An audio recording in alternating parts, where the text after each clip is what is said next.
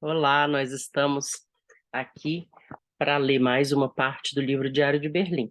Esse é o vídeo 27, meu nome é Raquel e hoje nossa viagem partirá de Berlim no dia 28 de abril de 1939. Vamos ver o que o jornalista William Shirer vivenciou nesse dia. Hitler, no discurso que pronunciou hoje perante o Reichstag, denunciou mais alguns tratados. Abre parênteses. Dificilmente reprimiu uma gargalhada a essa altura do discurso. Fecha parênteses. E respondeu ao apelo feito pelo presidente Roosevelt, dizendo que ele, Hitler, garante que não mais atacará as outras nações independentes da Europa.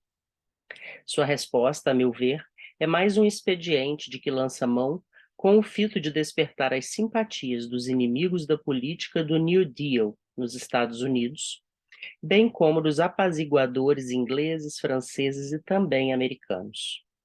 Afirmou que se tinha dirigido às nações que Roosevelt apontara ameaçadas, perguntando-lhes se assim se consideravam, mas que, entre aspas, em todos os casos a resposta foi negativa.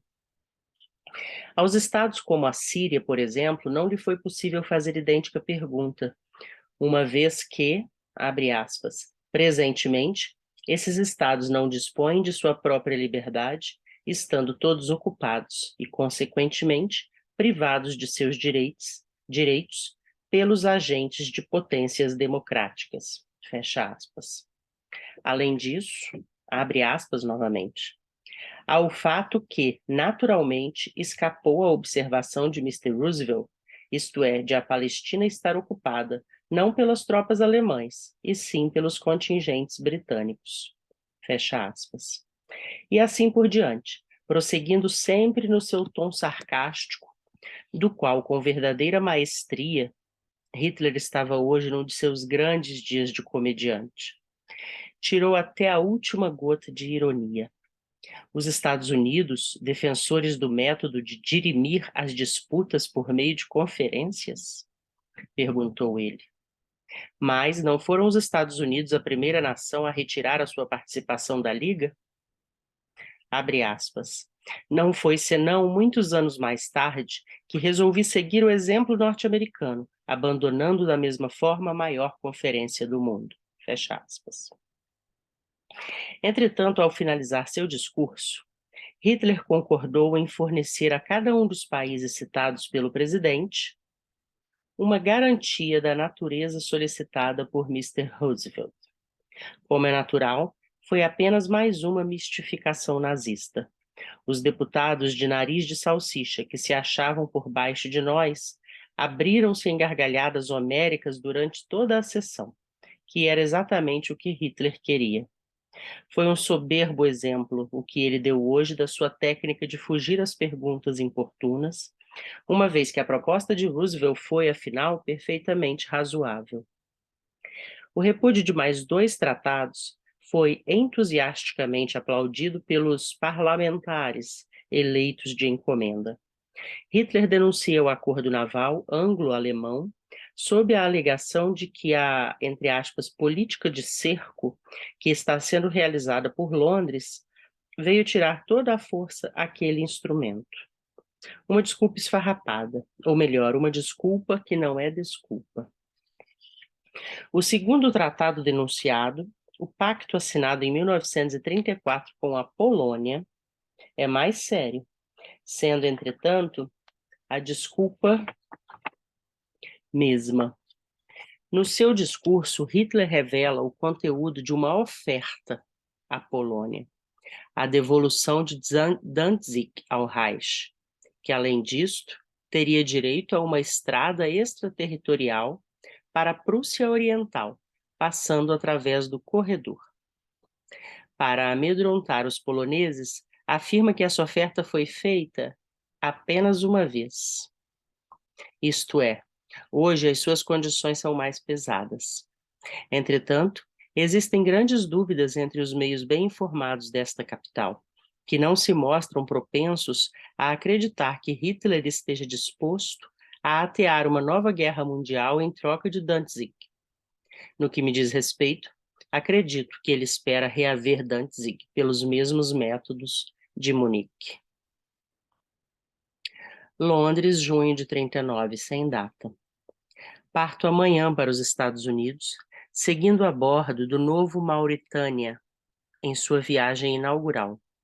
Tess telegrafou-me dizendo que acaba de conseguir a sua cidadania americana, concedida por um tribunal da Virgínia. A bordo do Mauritânia, sem data. Uma viagem perfeitamente insípida. Sir Percy Bate, presidente da Cunard Line, afiança-me que não haverá guerra.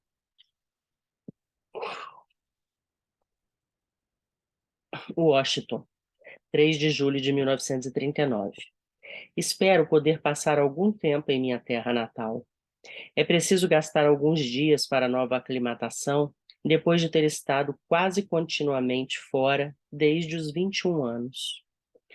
Tanto aqui como em Nova York, faz-se uma ideia muito pobre sobre a crise europeia, e Tess chega a observar-me que estou me tornando muito impopular com a demonstração do meu pessimismo. O diabo é que todos por aqui sabem todas as respostas. Eles sabem que não haverá guerra. Eu, de minha parte, gostaria de saber. Mas a verdade é que acredito que vai haver guerra, a menos que a Alemanha recue. E não tenho nenhuma certeza de que o faça, embora, naturalmente, isso não deixe de ser uma possibilidade.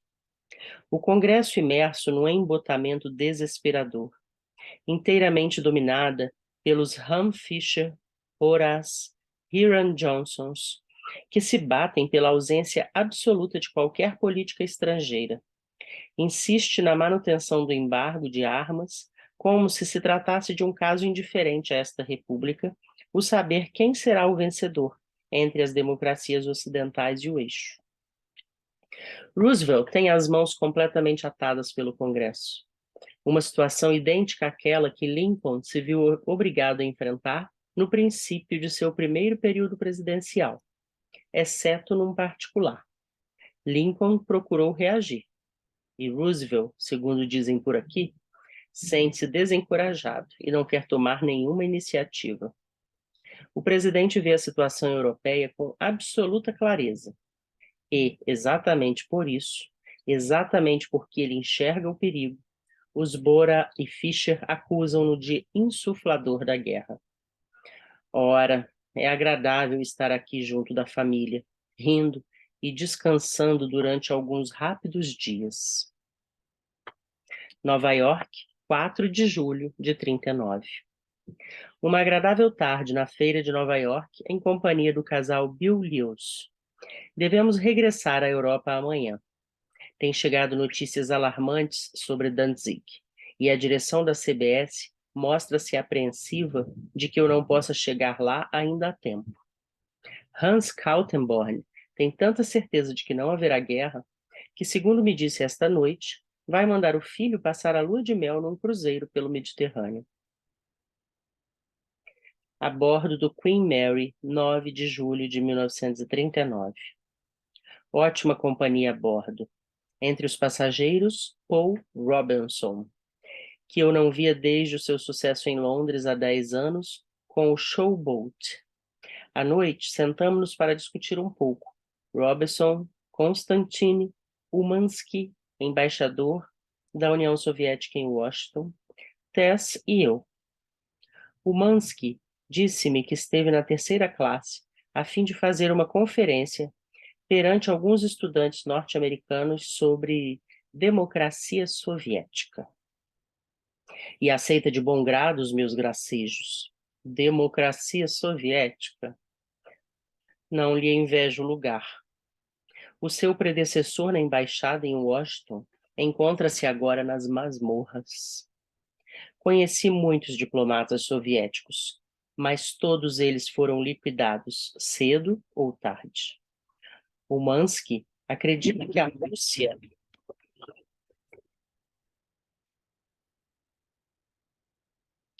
foi uma trovoada forte aqui. Talvez vocês tenham ouvido.